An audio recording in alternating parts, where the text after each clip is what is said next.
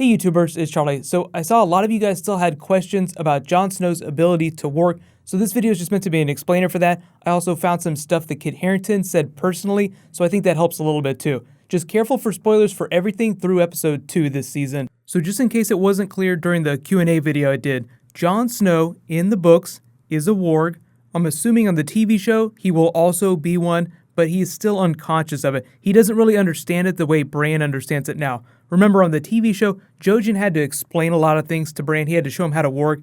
Now he's learning about being a green seer, which is a completely separate thing. So what a lot of people are wondering is, did Jon Snow warg into Ghost when he was dead? So like during that period when his body was dead, was his mind inside Ghost? The way Kit Harington explained what the new Jon Snow is going to be like, the risen Jon Snow, is that he's going to be seizing the opportunities that life gives him. He's not going to be holding back as much because he doesn't want to go back to the empty void that he felt when he was dead. Of course, they're going to address it on the TV show in some way, but he made it sound like when he's explaining what he felt when he was dead to Melisandre, he just says, "I felt nothing. There was nothingness." Jon's been to the other side now. Now he's come back. He's seen something that very, very few people in this world have. And what he's seen is nothing. He's seen oblivion. And that's got to change someone in the most fundamental way there is. So I think we can assume based on that, the TV show Jon Snow did not warg into Ghost when he died. So hopefully that answers that question. But that doesn't automatically mean that that didn't happen for book Jon Snow. So that's still wide open for theory crafting for another month or two, or however long it takes George R. R. Martin to finish Winds of Winter. They still don't have an official release date for that yet. The funny thing, or maybe the not so funny thing that a lot of people are wondering now, is did Dan and Dave hold back the Jon Snow reveal till season 6 because they wanted to give George R. R. Martin time to reveal it in the books? Like originally, I think the idea was to release Winds of Winter before season 6 came out. It would give a big sales boost, it'd be this big marketing push, but because the decision was made so long ago, they filmed those scenes, aired episode 10, and that was the point of no return. So they just had to commit to the Jon Snow being dead lie.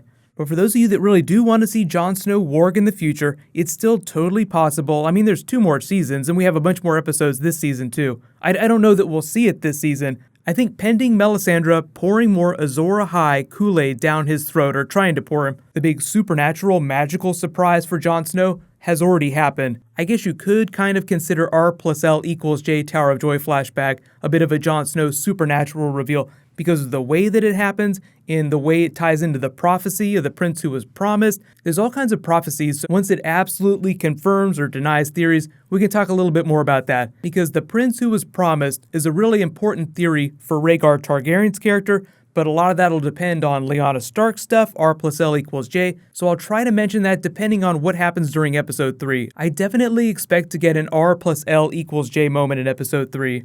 But let me know in the comments, if George R. R. Martin has already confirmed that all the Stark children are wargs, do you think that we will actually see Jon Snow warg on the show consciously at some point? Do you think it'll happen this season, next season? Do you think we'll never see it?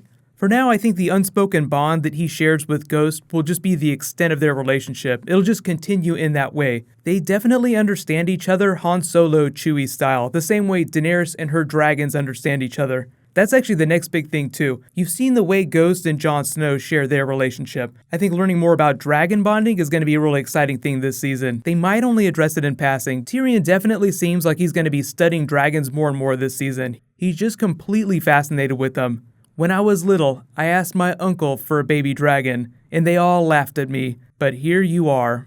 And I'm kind of waiting to see whether or not the show confirms or denies it, but even if Tyrion is not a Targaryen, which I don't think that he is, I think it's still possible that he could ride one of the dragons. So when they say the dragon has 3 heads, he could still be part of that on the TV show without actually being a Targaryen. But just because the TV show does something doesn't automatically mean that the books are going to do it. Because remember, George R. R. Martin is the source for all this, so even if there's a big theory that doesn't pan out on the TV show, does not mean that it won't happen in the books.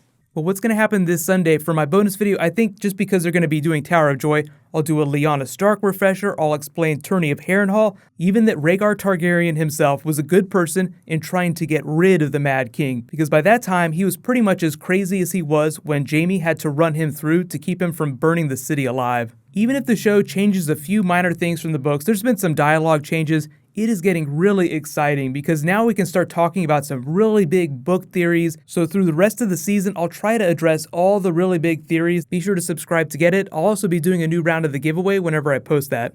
While you guys wait for me to post that next video, you can click here for my episode 2 video from this week, and you can click here for last week's episode 1 video. Thank you so much for watching, everybody. Let's high five. I'll see you guys tonight.